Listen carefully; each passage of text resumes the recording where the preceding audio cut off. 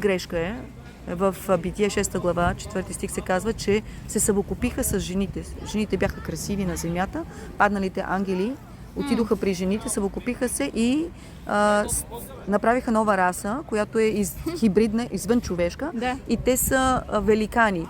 И се казва, че в обетованата земя има великани, нефилими, против които са се борили нацията на Израел, която е била единствената теократична нация, народ, който Бог е избрал, за да се роди Месията, т.е. помазаника Исус Христос. Между другото, точно подобна теория, обаче, нали, не с демони, а с един народ, който слиза от небето, раса, но те ги наричат Анунаки. Анунаките са високи хора, това са те. Които са дошли на нашия народ. И са... Анунаките обаче са вече хибриди, т.е. падналите ангели, които се съвокупяват с жените. Между другото, затова имаше потоп. Много интересно. Потопът е, защото те изяждаха хората, те бяха човекояци, те изяждаха всичко. Това не съм го чула. Това са великани. Да, Анунаки значи човек с дълъг врат, дълговратен. Мога да ви дам информация по всичко е в Библията. Между другото в Царична, нали, където дупката, тези хора, които са били открити, това да не са били тези хора или са между други, другото, може би друга раса, там където откриха, там където всичките са атлантидите, са тези, които са били преди потопа. Това са тези, които са били против Божията воля. Те са различни същества. Бог не е искал ангелите да се съвокупяват с хората. И те са направили раса, която е ненормална. Те, между другото, са взимали човешките бебета и са ги принасяли в жертва и така нататък. Това вече демонично. Те демоните по принцип са тези анунаки, когато те умрат, те между другото вече не са безсмъртни. Ангелите са безсмъртни, но анунаките не са. И когато те умрат, както Давид удари с камък Голиат и той умря и му отряза главата, такива неща има в Библията. Това е по-интересно от холивудските филми.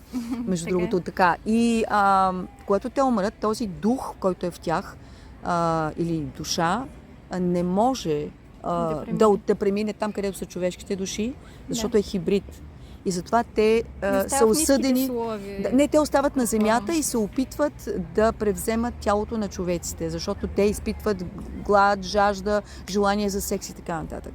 И затова, затова хората биват обсебени. И това, което се получава, е, че когато Исус дойде и каза Божието царство е дошло при вас, той започна да ги изгонва.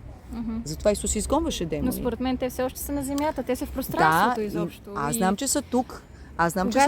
Всеки път, когато видите хора, които се държат ненормално, имате пред себе си човек, в когото е вселен. Тези хора са шизофрения, примерно? Абсолютно. Това значи разделена личност, раздвоена личност.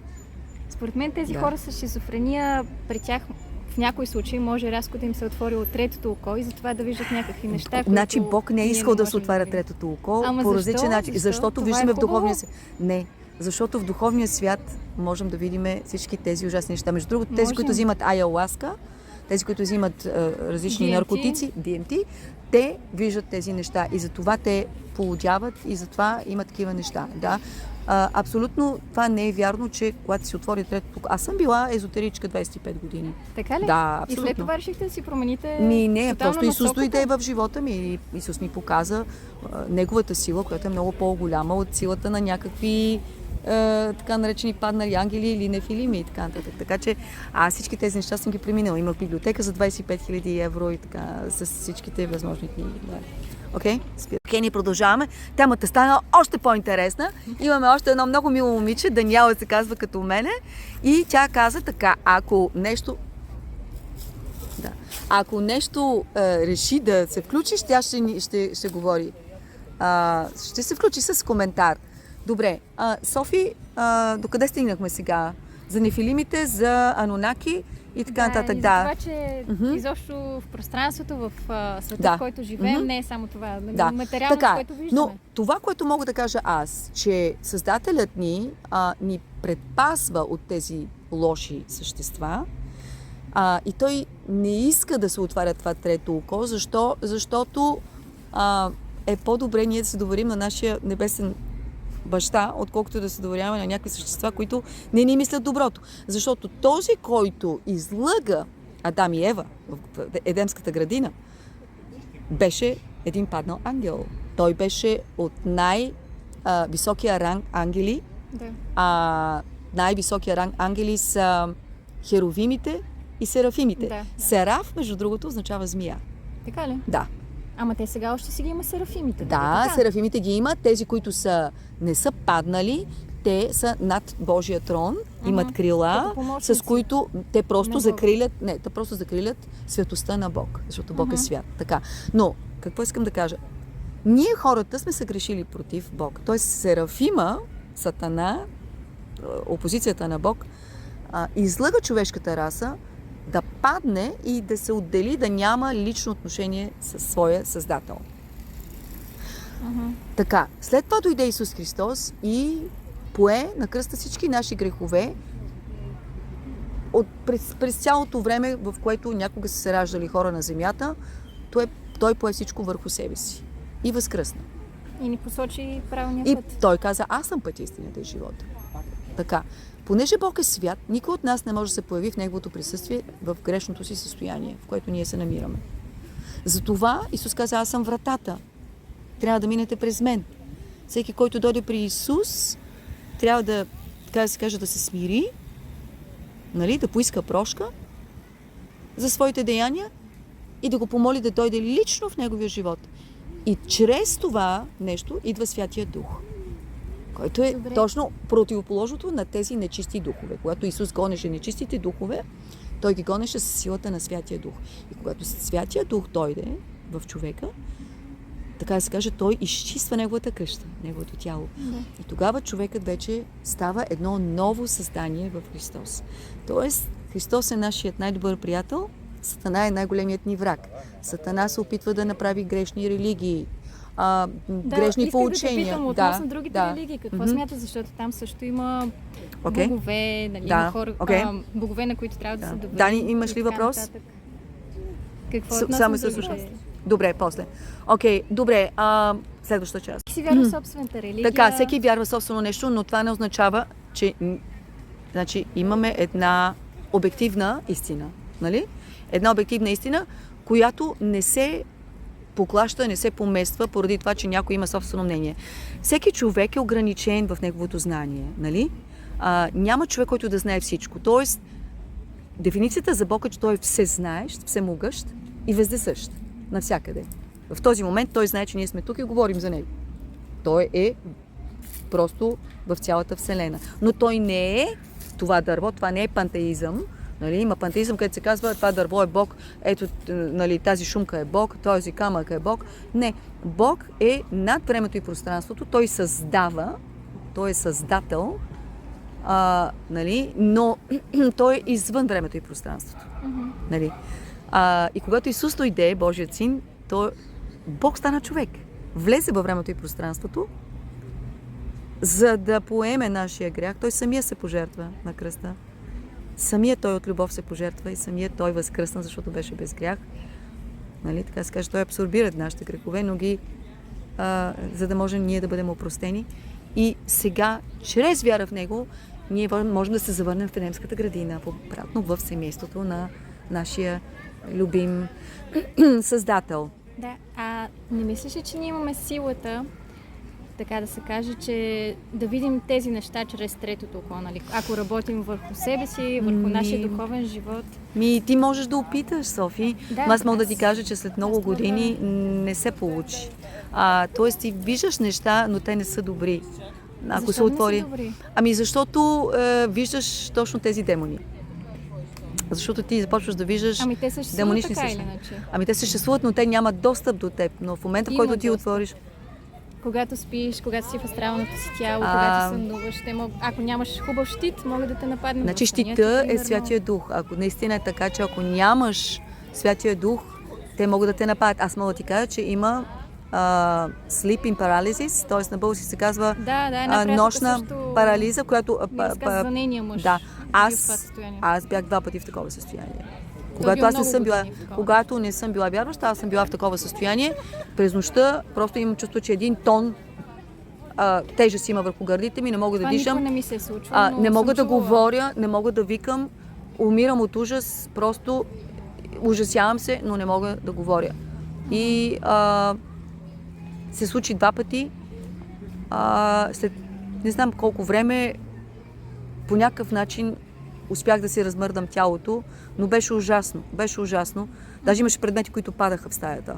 От другата страна на стената. Но наистина ли са падали? Падаха. Имаше изсъхнал букет от рози, който падна на земята. Беше закачен и падна. Да. Това е когато си изследвала собственото съзнание, духовния живот? Да, точно така, когато съм медитирала когато бях в езотеричния свят, да. Но когато аз приех Исус Христос и една нощ дойде нещо такова, аз опитах да говоря, в първи момент не можех и си го помислих, казах в името на Исус Христос, махни се от мен. И в този момент абсолютно всичко изчезна. От този ден никога повече не се е връщало. Тоест, и от тогава ти прие Исус Христос, така ли? Аз съм го приела преди това. Преди това. Да, т.е. когато аз го приех, тези неща се отмахнаха от мене. И това, което мога да кажа е, че Бог ми даде сън. Да, Бог ми даде сън, в който аз имах гуру, йога, крия йога. Така, имах гуру от Индия, във Виена, крия йога. Даже те бяха поставили снимка на Исус, като на Ascended Master на... Те християни ли са били? Не, те просто използват, за да привлечат християните. Това са си йоги, това са хиндуси. Така, те ходят също с дълга коса, имитират Исус, с такава дълга роба, нали, бяла и така нататък. Да, с брада, с дълга коса и искаха да им целуваме краката на тези, на гурото. Да. И аз... Да, така искаха. И стояха на стълбите, като учениците им, като свърши урока и чака да отидеш да им целуниш краката. Така, и аз, между другото, се разболях много лошо, щях да умра. Ама ти вярваш ли на тези хора тогава? Да. Никак няма да им вярвам. Аз съм ученичка. Каза, че това не е правилно? Не. Нищо не ми подсказваше. Но, когато аз приех Исус, след като почти щях да умра от пневмония,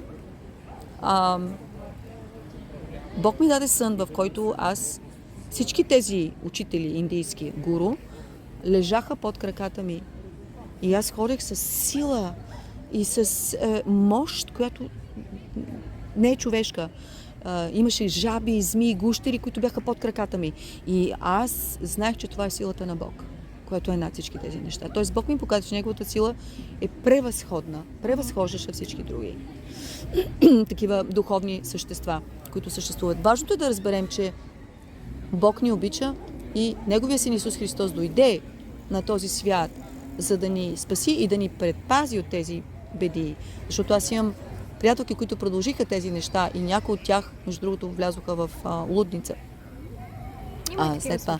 Да, има такива случаи, защото просто в зависимост от това как се отваря човек съзнанието, е възможно да влязат доста силни демони в техния живот. Да, според мен зависи от вибрацията, която има човек. Ако си на по-високо енергийно ниво, тогава няма как да те достигнат демоните. Номер е такъв. Силата на Святия Дух е тази, която ни защитава чрез вяра в Исус Христос. Няма ли вяра в Исус Христос, няма защита. Аз това мога да го потвърдя, защото аз съм била 25 години в езотериката. Имала съм и книги и за черна магия, влизала съм в пентаграм вътре, правила съм, аз бях рейки, майстор, в трета степен. Аз много се интересувам неща. Астрологката ми каза, че имам рейки. Не може да го има, защото то по принцип трябва да ти го предаде учител. Имам баба, силен дух, моя баба, която... Дух или истинска баба? Баба, която сега е дух. Не е баба ти. Мога да кажа, че не е баба ти. Казва се фамилия спирит, т.е. на български фамилиарен дух, който може би... Фамилия, нали е семейство? Да, значи тези духове, които са навлизали в баба ти, прабаба ти, така, когато тя умира, те трябва да изоставят тялото, защото те живеят само в живо тяло, защото те имат нужда нали, когато човек яде, те ядат чрез тялото на човека, демоните. Те пият, затова някои хора стават алкохолици. Затова някои хора стават... Аз съм чула, че в алкохола, нали, тогава те взимат тези... Знаете ли какво значи? Двете да ви кажа. Знаете ли какво значи алкохол? Това е арабска дума и означава духове. Аз знам, че излизано дух. Не, алкохол означава духове. Даже на немски, където аз живея, те правят специални ръки и казва се Weinggeist. Духът на виното. Да не би заради това, понеже ви Не. Искам само да кажа, че духовете ги има там, където има наркотици, където има цигари, има дух на наркотици, има дух на алкохол, има дух на как се казва, екстрасенси, на хора, които предсказват, дух на предсказание и така нататък. Даже се казва в Библията дух на питон. Добре, а какво мисля за баба Ванга? Тя толкова много неща е казала. Момент, да продължим. Да, казва се, че тя, когато е била млада, е била поразена от светкавица. Аз съм чула за вихрушка. Вихрушка и светкавица, която пада. Между другото, Исус каза, че е видял как Сатана пада като светкавица от небето. Аз също, когато правих чант индийските мантри, когато бях в индийската сфера, видях как светкавица падна в моята стая. Видяха как с очите си видях как светкавица влезе в моята стая. Знаете ли какво се случи от този ден нататък? Започнахме да се караме с моя съпруг. Започнахме да имаме раздори. Стана страшно. С очите си. Истинска светкавица. В бял ден, в който няма гръм навънка, няма дъжд, няма нищо. Посред... Аз много обичам светкавици. Не знам защо, но се казва, че Исус каза в Библията, аз видях как Сатана падна като светкавица от небето. Тоест, самият Хитлер имаше 2 светкавици на есесовските войници на техния ревер. Къде отиваме? Да. Това са окултни знаци. По принцип има руни и този знак на светкавицата означава знакът на слънцето и на светкавица, на светлината. Така, но това са окултни неща. Пак ви казвам, че окултното означава скрито. Така. Да. Бог не иска да има скрити неща. Тоест, Исус каза така, ела при мен. Елате всички при мене, които сте отрудени, обременени и аз ще ви дам сила, ще ви дам нов живот, ще ви утеша. Докато Сатана не утешава. Сатана иска да закара всеки човек в ада.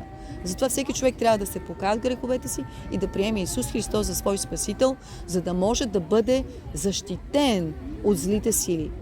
Защото ние не ги виждаме, хората искат да си отворят третото око, но ако го отворят, ще стане страшно. Защото вие ще видите всички тези демонични сили, които няма да можете да защото понесете. не си подготвен за познанието, е опасно. Да.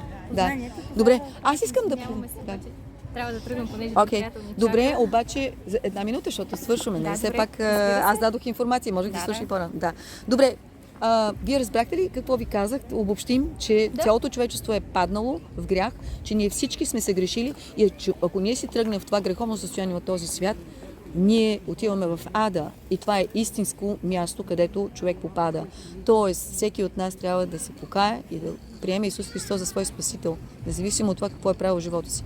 Може да е убил 20 човека, може да е бил някакъв алкохолик, може да е бил жена, която е имала аборти и така нататък. Но всеки от нас може да се покае да дойде при Него, защото Той ни обича и иска да бъдем спасени и да бъдем в Неговото царство, където има вечна любов, радост и вечен живот. Искам да ви кажа, че извън земята има вечен живот в 2 дестинации – ад или рай. И сега трябва да изберете живот или смърт. Ама сега точно в този момент. Да, защото вие не знаете колко време ви остава. Знаете ли кога ще си тръгнете от този свят? Някой да ми каже. Не. Няма контрол върху това кога си имаме, кога си тръгваме. Може би не е случайно това, че ние днес се виждаме с вас. Защото на мен Светия Дух ми нашепна, говори с това момиче. Говори с него. Да. Така че, колкото по-скоро, толкова по-добре. Защото ако отидете на лекар и той каже, тук имам диагноза, остават ти 3 дни още да живееш. Вярвам точно в това, че човек сам може да се излекува себе си, че човек сам може да стигне. Можеш ли да летиш? Можеш ли да скочиш от самолета и да летиш? Без парашут? Нали така, буквално не може. По същия начин. Това е различно. Ние можем да влияем на тялото си. Не можеш. Не може, защото не може. Ние сме родени грешни. Добре, ясно. Но ние сме съгрешили. Няма как. Да, ама вижте, ако нещо стане тази вечер, не дай си Боже, ако нещо стане с вас, аз съм тук, за да ви предупредя, като един пожарникар. И казвам, хора, Замислете се сериозно. Аз бих казала, ние можем да направим една молитва заедно за предаване на живота на Исус Христос. Ами, може да направим лично, понеже нашия приятел ни добре, чака. аз дадох ли ви? Аз дадох ли ви? Да, си го пребрах. Момент, добре. Да, момент. Сега да. Добре, аз ви благодаря за това. Съжалявам, че така бързо, въпреки че аз започна да ви разказвам много интересни теми. Може да продължим някой друг път. Аз ще ви дам QR кода, да се запишете, нали, да може да гледате и другите видеа и да размишлявате. Надявам се и ми обещайте, че ще се замислите много сериозно на тази тема. Добре. Много ви моля. Исус ви обича и аз ви обичам. Не бих искала да попаднете в никакъв случай в ада, защото това е за винаги. Благодаря. И това е наказание за винаги. Много благодаря за разговора. Благодаря. Okay.